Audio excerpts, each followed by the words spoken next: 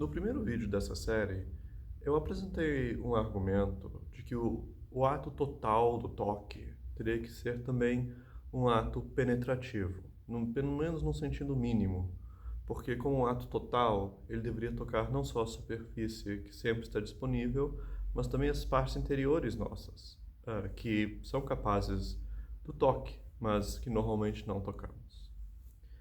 Mas me ocorreu depois também outra consideração em favor da penetração, que tem uma certa ah,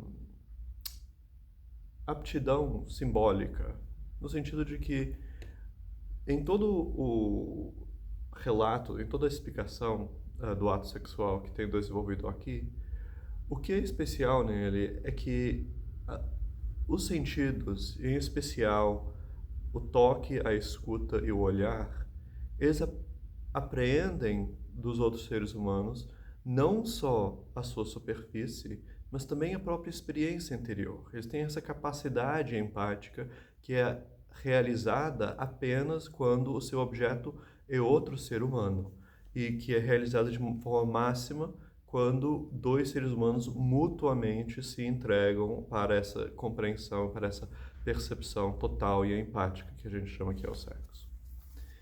Mas, então, de alguma forma, a gente está se penetrando, né? A gente está penetrando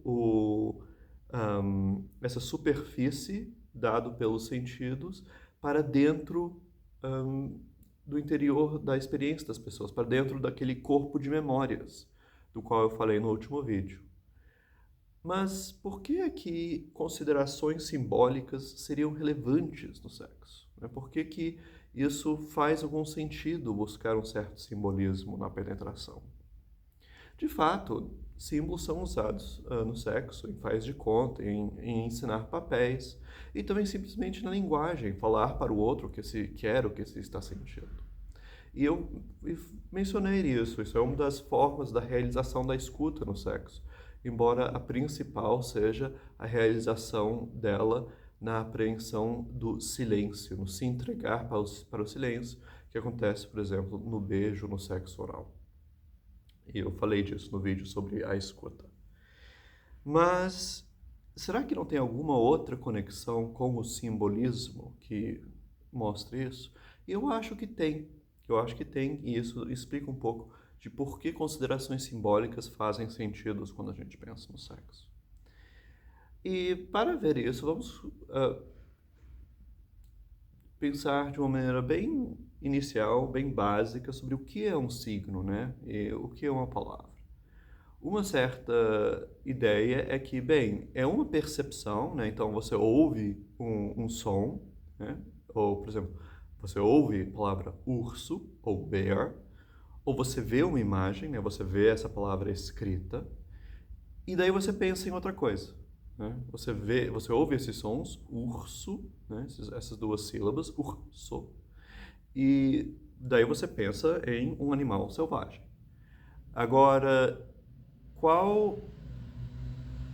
Agora, de início, podemos dizer que parece que toda percepção tem essa estrutura, né? Porque você vê, por exemplo, você vê uma quina de uma mesa e você imagina a mesa toda. Ou você ouve uma pessoa andando, você ouve passos e você imagina uma pessoa andando, né? Então, em quase toda percepção tem isso, que a gente vê um aspecto, uma superfície, uma certa perspectiva, uma certa aparência, mas daí pela imaginação a gente completa aquilo. Porém, quando a gente ouve uma palavra, ou lê uma palavra, ou talvez um símbolo, um desenho significativo, tem aí um intermédio de passar pela vontade ou pela imaginação de uma pessoa, né? Então, quando eu digo eu vi um urso, você não só imagina o urso, mas você imagina que eu imaginando ver o urso, eu lembrando de ver o urso. Então tem esse intermédio pelo interior da pessoa.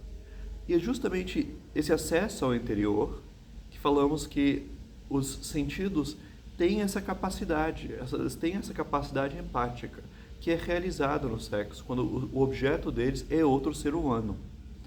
Então, na realidade, o que falamos de os sentidos se realizarem, em particular o toque, a escuta e o olhar se realizarem no sexo, é que eles se realizam enquanto capacidades linguísticas, enquanto capacidades simbólicas, capazes não só de aprender a superfície das coisas, mas também de aprender esse mundo, esse corpo de memórias de outros seres humanos.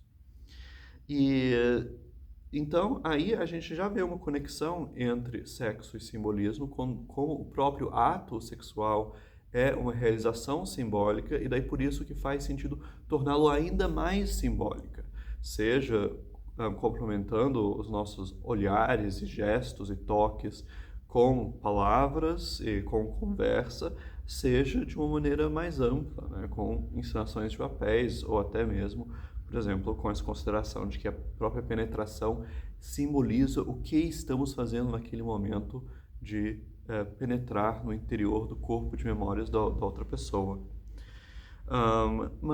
E também eu acho que isso já foi indicado por Platão, no famoso mito dele dos seres humanos originais, no seu Simpósio. E eu vou falar disso nos próximos vídeos.